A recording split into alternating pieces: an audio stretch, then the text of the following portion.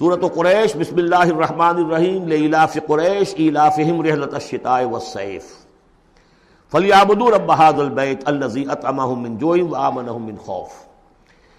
قریش کو مانوس رکھنے کے لیے اللہ نے ان کے دلوں میں محبت ڈال دی، رحلۃ الشتاء والصیف، سفر کی سردیوں میں بھی اور گرمی میں بھی۔ اس میں اشارہ ہو رہا ہے کہ جو ایسٹ ویسٹ ٹریڈ میں قریش کو مونوپولی حاصل ہو گئی تھی۔ پہلے یہ ٹریڈ قوم سبا کے ہاتھ میں تھی، جبکہ عروج کا دور تھا یمن کا۔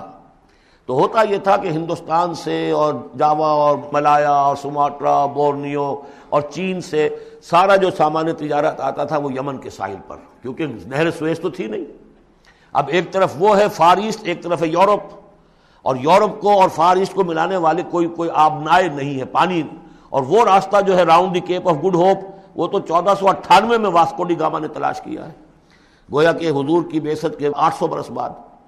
اس وقت کیا شکل تھی کہ سارا یورپ کا سامان تجارت آیا تھا فلسطین کے ساحل پر، شام کے ساحل پر، اور یہاں سے سارا مال آ کر اترتا تھا یہ یمن کے ساحل پر۔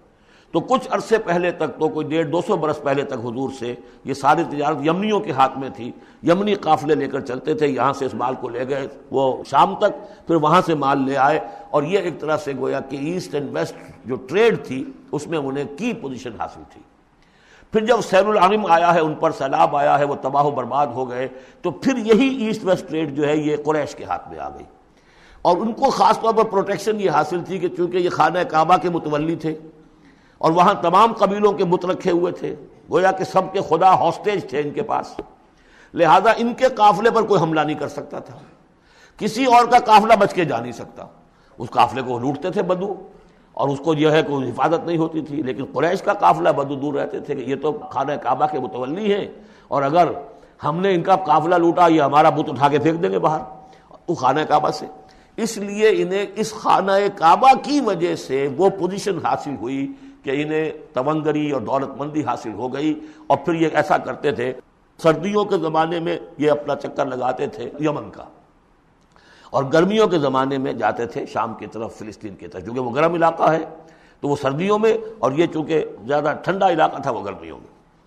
لإلاف قریش، اس واسطے کے مانوس رکھا قریش کو، الافہم رحلۃ الشتاء والصیف، ان کے دلوں میں وہ الاف سے مراد کیا ہے کہ سفر جو ہے ان کا جاڑے کا اور گرمی کا، اس سے ان کو گویا کہ مانوس کر دیا۔ فَلْيَعْبُدُوا رَبَّ هَٰذَا الْبَيْتِ، پس انہیں بندگی کرنی چاہیے، پرستش کرنی چاہیے اس گھر کے مالک کی، اس گھر کے رب کی۔